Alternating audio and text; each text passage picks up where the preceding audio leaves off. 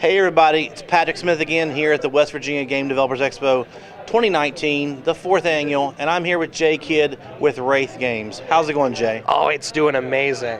So, you all have an amazing booth here. I totally missed talking to you last year, but for people who didn't see the indie game panel, Jay was a part of that last year. Amazing talk. Tell me all about Wraith Games and how you got into video games. So we are a small studio. We're definitely indies, but I try to say small studio now because there are 12 of us, and then we have a couple interns as well. We're outside of we're outside of Cincinnati, Ohio, in a small little city called Hamilton. We have a little 2,000 some square foot studio.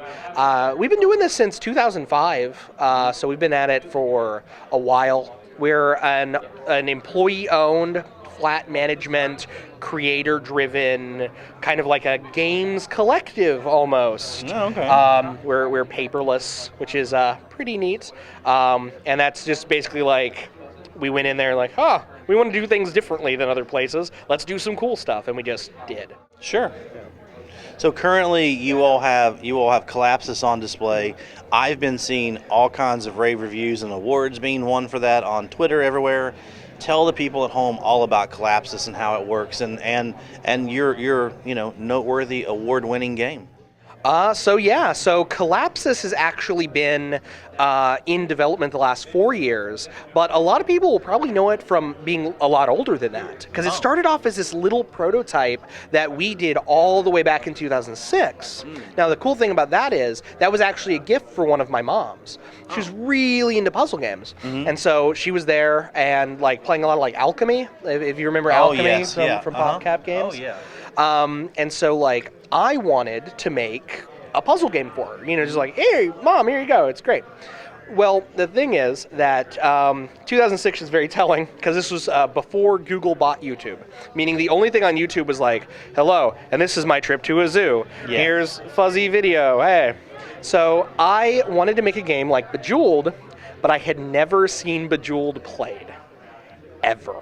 And there weren't Let's Plays at this point. No. This was way before Let's Plays.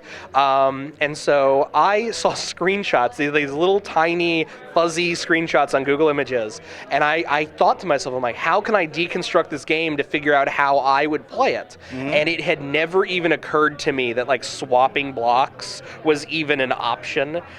So I was a huge Tetris player. My first arcade game ever was actually the Tenjin version of Tetris. Because I used to go to the arcade all the time growing up. And so I'm like, okay, well, what if I did sort of this sort of thing? And that's where we got like the spatial reasoning sort of aspect to it. And I'm like, okay, well, there has to be like breaks. Like you have to make breaks to get rid of blocks and they fall, and that's how you make matches. But then it's like, well, if anyone can do that forever, then what's the game over state? And I'm like, well, there has to be a resources thing, right? And so that's where my brain went. And I made this little prototype. And she hated it. Really? She absolutely hated it. And now at that time, the rest of the team, they were all working on other things. That was when we were in what we call the 50 terrible prototypes phase. There's a period of about 3 years when we first started out where we just made as many little tiny games as we humanly possibly could. And this was before game jams really took off, but we were effectively just doing like little game jams together. I guess that really helped though, because then you might find a gem that someone else made that they're just like, I don't really like it. So that way you get to see a variety. Plus, if you all start on one project, you get really tired of that for a second. You need some inspiration. You can jump to something else. Exactly. And so it was basically just take as many crazy, interesting ideas and throw them at the screen and see what stuck. Well, for me, because my mom hated this game, Collapsus was not one of the things that stuck. I think I'd only shown it to one other team member at that point. Well, I was actually quite enamored with it, even though my mom, like, it hurt me. Like, let's be real here. She's like, well, honey, I love you anyway. And I'm like, yeah, I know, but I want you to love this. She said, well, I love you for who you are, not what you do. And no one ever wants to hear that, right? Yeah. And I'm like, okay, cool, yeah, but this is like a big deal for me. Well, I started iterating on it and making it a little better. Well, back in 2009, I was at an anime convention, and so I had recently come off of a breakup. and it was awful. I hated it. I broke up with her, but I think I took it harder than she did. But one of my friends, I know it sounds a little tangenty, but I swear it gets somewhere. One of my friends is like, well, you need to get back up on that horse. And I'm like, I don't appreciate that metaphor for this context, but okay. She was not a horse. She was a lot of things, but a horse was not one of them. And so I started going to these other girls and like, hey, how's it going? Just trying to get my kind of play on. Sure. I was 19. That was not right. I had no game. But the thing is that there was this one girl that I met in the cosplay contest line, and we hit it off really, really well. And so we started dating, and I'm like, well, I make video games. And she's like, oh, really? What have you made? I'm like, nothing good. Oh, no, you're going to get crushed a second time because another woman's going to say, I don't like this game. Well, I had been iterating it for a while, remember? Oh, okay. And I hand it to her. And that woman would later become my wife. Oh, okay. That's good. Yeah. We actually like to joke that she didn't fall in love with me. She fell in love with Collapsus. I'm the person who made Collapsus, so it's kind of like a package deal. But after we got married, back in 2011-ish, we had just lost our publishing contract with GamePro Labs. And the reason we lost our publishing contract is, if any of you know, and I know I'm being kind of old here, a lot of you guys are students. Because I'm thinking publishing, I don't know what that is, so yeah, school me. Oh, publishing. So basically, well, I know what GamePro was, but you're publishing, right? So. See, my concern is, I think your audience probably knows what publishing is, which I will explain even then. But I don't think your audience remembers what GamePro is. Well, my thing was I realize a publisher helps you get your game off the ground and gets it out there, almost like a producer, or like how Paramount originally put out the Marvel movies. Exactly. But my thing was, GamePro did publishing. That's the part I was thinking of games. I mean. So GamePro, for 3 years, opened up a publishing arm called GamePro Labs. Wow. Now, GamePro Labs, for those of you who might remember back in the early 90s, was a column just in the magazine. But they took that branding and then they're like, oh, we're going to make a game publisher. And so they sent out a huge net for all these games. And after out of 100,000 applicants, they chose 10. And our game, which was a first-person puzzle game about gravity manipulation called Physics, basically, think Portal without the portals, kind of. Okay. But you're turning gravity off of objects, if that makes any sense. Are you almost saying you're standing in a room and you decide to flip the room over to where now you can fall down through a hole that was in the ceiling? That does happen later in the game, but earlier in the game it's there's this barrel. I now can take this barrel over to this special machine. I put the barrel in the machine, and all of a sudden the barrel no longer has gravity. And I can toss it around the room, and there's a button on the wall. I can hit the button with the barrel. Okay. Yeah. Very cool. Well, the reason we lost our publishing contract is, in 2010, GamePro went bankrupt. Yeah. They had only, out of the 10 games they'd chosen, they were only able to publish 2 of them before they're gone. Now, GamePro still exists in Germany, but it's a different parent company. Oh, okay. So they completely shuttered all of their U.S. and Canada operations. Right. And so they left us developers who they were doing funding and advertising and all that stuff for. They left us to do nothing. We were just gone. Sure. We ended up getting with Blitz 1-Up.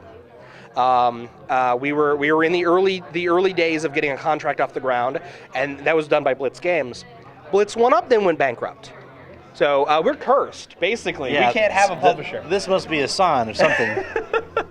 And so what ended up happening from that point is we were trying to be well, what can we do? And this was when Unity was on the rise. Well, why don't we make something in Unity? Why don't we make a port of physics in Unity? And then Christy's my wife. She's like, you guys could do Collapsus to try to test out the engine. That should be pretty simple to get off the ground. And everyone on the team was like, what's Collapsus? Oh man! And she's like, whoa! Because you didn't bring it up when you were doing all the portfolio, the prototypes. Exactly, because I'm like, well, my mom didn't like it. It must be bad. Yeah. I will say, my other mom, she likes it. She likes Collapsus. She just doesn't like puzzle games. So I can't win for anything at this point. But no, it was great because she's like, well, we could do Collapsus, and then so she showed it off, and everyone's like, oh, this is real rough. We could turn it into something good. And I'm like, good. Turning this game into something good would be nice. And so we started poking around with it. But it wasn't until 2015 that we started like real solid development on it. That was when we brought on our current lead programmer, Mark Kaluan. Kahalan. His name is spelled very badly, and I hate it. I hate his name. But he's a master's degree in computer science and all that stuff, so he's like, yes, we will do this. And so that's when we're like, okay, here's this big thing that we're working on. And that's the Collapsus that you know now, like complete with gravity and manipulation and all that. And we have no plans of ever continuing physics at this point, because that was an undertaking. But so that's what we've been working on now. Yeah. So I'm curious, like I've played this, and I didn't think about alchemy. I kind of thought back to the game Columns a little bit. Yeah. But if you could flip it around and you could leverage the fact that gravity can be whatever you put downwards. Yeah. So how much of that was in your original prototype that she showed your mom? So here's the thing. It was not inspired by alchemy. Alchemy was just her favorite puzzle game. Right. Yeah, like I said, it was Bejeweled meets Tetris originally. Right. But the thing is that in that original prototype, it was very much just Bejeweled meets Tetris. We didn't even have the rotation mechanic in yet. Because that's what I wondered about. Yeah. Because the rotation mechanic, it's the best part. Let's be real here. At this point, I'm like, how have there been so many Tetris likes and no one's thought of this? I'm going to be really honest with you. The accelerometer is one of the coolest pieces of tech. It's been in everyone's phone since 2008, and the only time I've ever seen anyone do anything with it is with driving games. And even then, you don't want to play a driving game with your phone as a steering wheel. It's dumb. I don't want to do that. Yeah. But later as we started iterating, one of our big inspirations was Puzzle League. You guys may know it as like Tetris Attack or Panel de Pon. They rebranded as Puzzle League in the mid-2000s. Puzzle League, Lumines. I used to play so much Lumines, and there's a lot of Lumines DNA kind of hiding in there, as well as Columns. Columns was a big inspiration, but mostly a lot for like the challenge modes and stuff. We have 25 challenge modes and 25 plus modes in the game. Right. And then we also took a lot of inspiration from Puzzle Fighter and Puyo Puyo for our up to 8-player local and online battle mode. It's very much it's a you send junk and you try not to die and all that sort of thing. Right. So it is this weird hodgepodge of a bunch of like my favorite puzzle games just sort of in one area, so much so that like you can't divorce them from each other now. You can't like say like, well, this element is this on its own. It's just like, it's a soup. You know, once you put a soup in there, it's like once you put all the ingredients in a soup, they cease being those individual ingredients and are merely soup. So tell me about all the awards you've been winning, because it is, I guess the thing that I want to stress to the audience is that it's a puzzle game. There's Tetris Effect, there's all these other ones. You're winning awards, and I hope this doesn't come off the wrong way, but I'm like I want you to talk about why it's winning all these awards. Of course. There's a big answer for why, but I'll get through some of the awards first. Sure. Just to give context. So we've won, I believe, 9 awards, and we've been nominated for 9 others, and then we have 4 what are called special recognitions. We've won awards at GDEX, which is the Midwest's largest game development expo. We've won 4 awards there, including crowd favorite, best in show, most accessible. Actually, we may have only won 3 and been nominated for 1 other, because we were nominated for crowd favorite last year and then won crowd favorite this year, which we've won best game and best game concept at Indie PopCon, which is Indianapolis's big nerd convention that they do every year. We've won a Marooners Rock award and a Nintendo Dual Screens award at PAX East, which is so good. Yeah. That's a couple PAX East awards. And then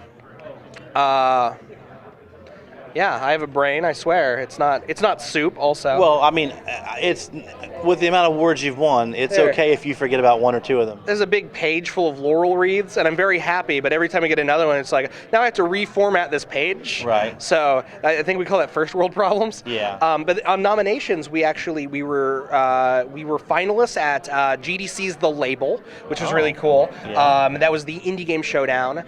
We were finalists for Indie Prize, and Indie Prize is one of the really top tier ones, and that's at Games Daily Connect at the Disneyland Resort Hotel every year, which is that was so cool. They flew us out there and everything for that. It was great. Very cool. We were finalists for those, finalists for other things as well. And then as far as special recognitions are concerned, we were part of the Internationally Traveling Game Masters, the exhibition. We were part of MagFest's MIVs, which is their MagFest Indie Video Game Showcase. We're also part of the Smithsonian's SAM Arcade, which is the Smithsonian American Art Museum I saw arcade. that. I missed that. We were in Washington this summer, and then I heard about that, and I was like, oh, man. You should have gone. Oh, my goodness. Well, the problem is I would have had to go back to Washington again. So it was an interesting trip with a 9-year-old and probably a 6-month-old at the time. So the 9-year-old would have loved it, though. yes, Oh, man. yes. Oh, yeah. That was one of the really cool things, too, is as an artist, you kind of your entire life you're like, well, maybe one day my work will be in the Smithsonian. Sure. And then it wasn't a permanent installation or Right. anything, but still it was just my art's here at the Smithsonian, and there were all of these applicants, and they had this huge. There were rounds of curation that they had to go. So every time we get an email you pass the next round, and I'm like, oh my goodness. And so eventually got to the one they're you're in, and we were going to pay for you to fly out, and we're going to do this whole thing. And I think there were only 10 of us for this whole thing, and it was such a great event. And it's man, here we are. We've made it. Well, the thing that stood out to me, and it may not stand out to you, but to me as an outsider, you want an event for accessibility. And, Yes, and absolutely. I don't hear about a lot of games either implementing or being praised for accessibility. So can you talk about that in your game? Oh, and how you do it? absolutely. Accessibility is one of my favorite topics. So it was great because back in 2015, we had an early prototype of Collapsus, an early prototype of the final Collapsus. And so Steve, who's our brand manager and our 3D art director, he's okay, we're going to go to this event, which would later become GDEX. And so we were there, and months before, when we were working on this game, I handed it over to my buddy Ryan. And I'm like, Ryan, play this. Tell me if it's awful. And Ryan's like, dude, I can't see this. And I'm like, what do you mean you can't see this? He's like, I'm colorblind? And I'm like, oh, I didn't know. And he's like, put some shapes in here or something. And I'm like, yeah, that's a good idea. Good catch. I never would have thought about colorblind stuff. And that's a very simplistic fix. Oh yeah, too. absolutely. And so we were at GDEX. Well, it was OGDE at the time. That was back when it was much smaller. So we were there, and then the Able Gamers charity, a couple of representatives from there, came up and they're like, hey, and I had no clue who these guys were, to be honest. And now they're actual friends of mine, which is really cool. And they're like, hey, why did you put shapes in there? They were baiting me. And I'm like, oh, it's colorblindness stuff. I have a colorblind friend, and we put shapes in there and everything. And they're like, so you care about accessibility? And I'm like, I don't know what that means. See, that's the thing. Anyone who gets to know me, I'm stupid. I not in the I'm not intelligent sort of way, right. But I don't think unless I have to. Right. And then other people do this thing, and I'm like, we're on it. Let's do this. So they're like, well, we have these other accessibility solutions if you want to here's a list. And there's just a small handful of things and everything. And I'm like, oh man, these would be super easy to put in. Yeah, I want more people to play our games, of course. Yeah, who wouldn't want 100% of the people to be able to play the game in the world? Exactly. And so we put these 5 things in the next week. It was just boop, done. And so I go back to them and everything and they're like, oh wow, that's great. And I'm like, yeah. And I'm like, oh, we added a few other things too. That weren't even on your list. Wow. And then so by the next year, I was stay up in the middle of the night just sort of staring at my ceiling and what if they're missing their left arm? What what can we do for people missing their left arm? And I'd be like, I'll just go over to like a notebook or whatever and just start scribbling stuff down. And it got to the point where by the next year, we had 40 accessibility options in the game. Wow. I think we're close to 60 now. I haven't counted. I don't want to count anymore. That's amazing. And so the Able Gamers, it was great because they came over and played it at the time, and they're like, this is insane. What do you, like, this is more, there are things that we haven't thought of here. And I'm like, thanks. I really like that. I appreciate all this. And so, like, Craig from the Able Gamers at the award ceremony gets up on the stage, and like everyone else there for all the other awards, they had like nominees and everything. And he gets up and he pulls a note out of his pocket, and the first words out of his mouth are Wraith Games. And then he goes into a speech. He's like, from their very beginning, have been all about this accessibility stuff. And I'm sitting there and I'm like, not really from our very beginning, but like definitely the beginning since this thing was a thing. Sure. Which is cool. And he's like, they have been doing more for accessibility than even Nintendo on Nintendo platforms. So I'm like, wow. And so we go up and accept the award and everything. Well, then 2 years later, 2 years later, I'm at MagFest for MIVS, and I meet Craig Bartlett, who is the president of Able Gamers. And so we go out and have lunch, and he's like, we are missing someone for one of our panels. Do you want to go up on our panel?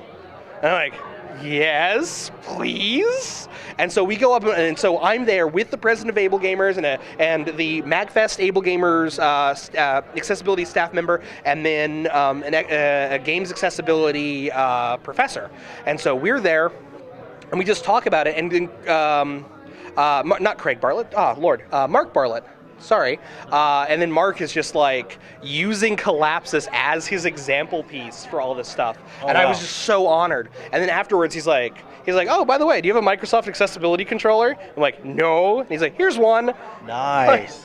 He's like, oh, after we're done here, do you want to get like a tour of our offices? Like after they're closed? I'm like, yes, please. And so at that point, then IGDA, the International Game Developers Association, their accessibility head is like, hey, we do games accessibility conference at GDC every year. We want to fly you out to speak. And so I didn't know I was going to be the only indie. Oh, really? And so the entire crowd is nothing but games journalists and AAA developers, and all the other speakers are AAA people. The guy who went up before me was the lead designer for Forza. Oh, okay. And the guy who went up after me is Microsoft's accessibility head. Wow. Who, mind you, after I gave my talk, like hugged me and everything. Yeah. And so like Brian and I, like we've been like talking ever since, and I'm like, this is so cool. So like, it's such a community. Yeah, in between Forza and Microsoft's head of accessibility is a person from this 12-person Hamilton, Ohio studio. Yes. Yeah, and so like and like at that point, so many people had come up, and I had a speech prepared, like a talk prepared, and I'm like, no, I'm scrapping it. I'm gonna fly off the cuff, and I almost cried up there because like the amount of people in this auditorium who cared about making sure that other people could play their thing was so overwhelming that I'm like, I'm not going to talk about features. I'm not going to talk about any of that stuff. I'm going to talk about what accessibility means, and to me and to my team, and then like all that sort of thing. Because I didn't want to sell accessibility to these people either, and I didn't want it just to be a features list thing either. Because these people are already caring about accessibility, and they already know what features need to go in their games. But they need to hear, and the people watching at home, because it was uploaded to YouTube, need to hear that like why it matters. Well, last year you did a talk on accessibility, and I found it striking, and I may butcher this figure, but I feel like you said something like when it comes to color blindness, it's predominantly in males, and I thought you said something like 60% of males have some sort. I'm going to be entirely honest with you.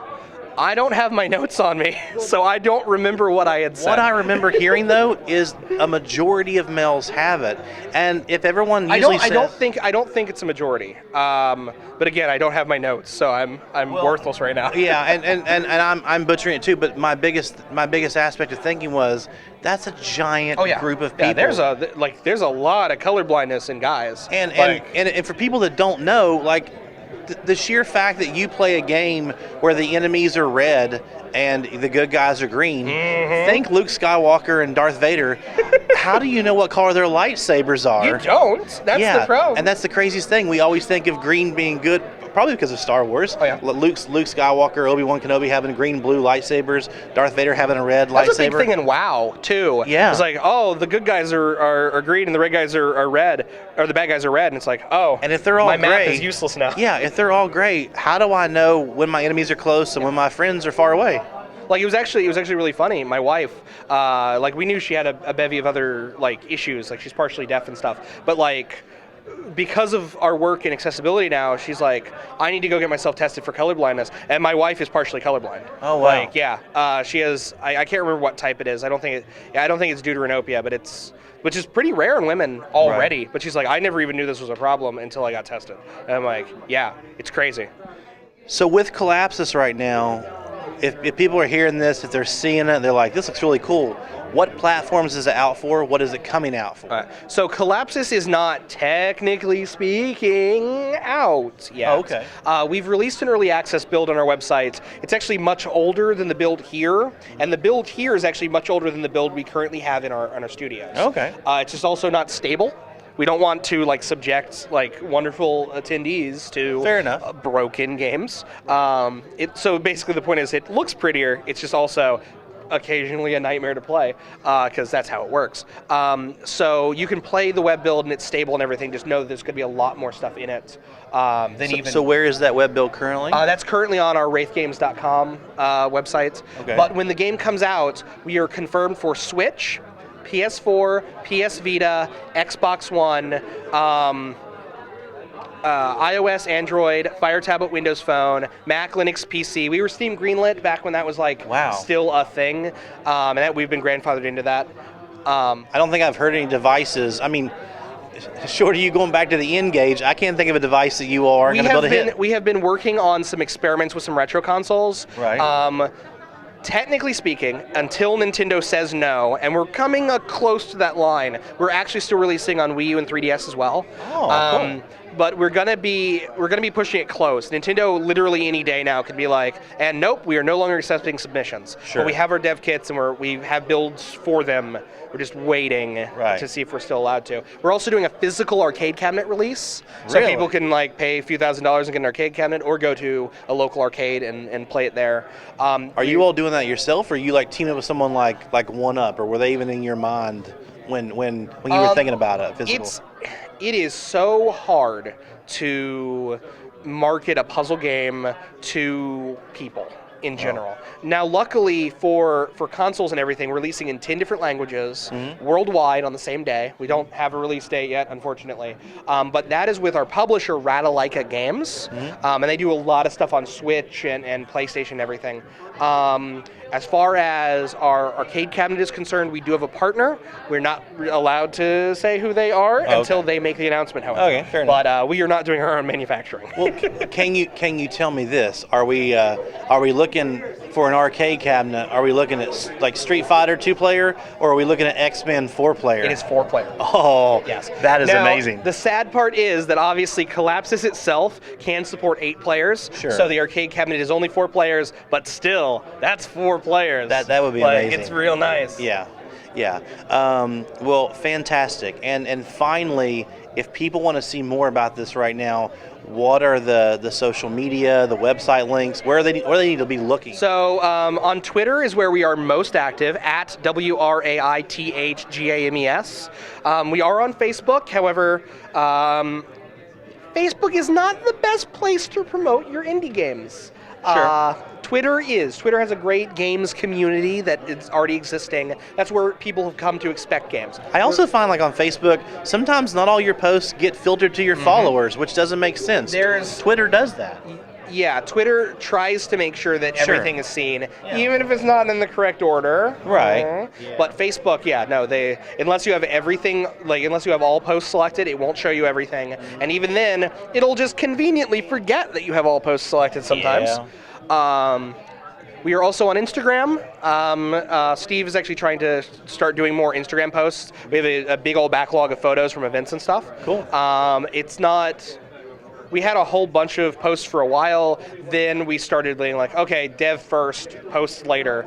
But now we're getting back to post because we're trying to get ready for release. Right. Soon. Let's say soon. I think you also have a blog too. I saw a Coast to Coast blog. So we have a blog. We took 6 months off, but we're trying to go back to at least monthly posts. We're trying really hard to do weekly again. There was about 2 years where we did weekly, but then usually it's monthly. But we took about 6 months off. So is that blog at wraithgames.com? Yes. Okay. Yeah. All of our stuff is right there centrally at Wraith Games. You can find our Twitch channel there. We're trying to do more dev and art streaming on Twitch, as well as playing some games every once in a while. Okay. We're not super active there, but you can get to our Twitch, all of our social media, a complete calendar of all of our upcoming and previous events. We have a podcast, the Two Devs and a Dude podcast. We're trying to prep for season 2 here soon, and that's just talking about the games industry mostly. Apple, Spotify, SoundCloud. Exactly. Yep. Okay, for those. Anywhere where you get your podcasts. But no, so Wraith Games, the website, which you can get to from wraithgames.com, wraithgames.org, wraithgames.net, or wraith.games. We own all of those. Wow. And we are very Googleable. We are the first 6 results in Google. Even our Wikipedia page is up there. And then next comes the Lord of the Ring Wraiths. I think there's a company called Star Wraith or something like that. Okay. They're pretty high up there. I got you. So our website definitely acts as a hub for all of our other content. Okay. Well, Jay, thank you so much. Thank you for coming and showing Collapses. Thank you for the interview, sir. Of course. Always wonderful to talk to you. Thank you.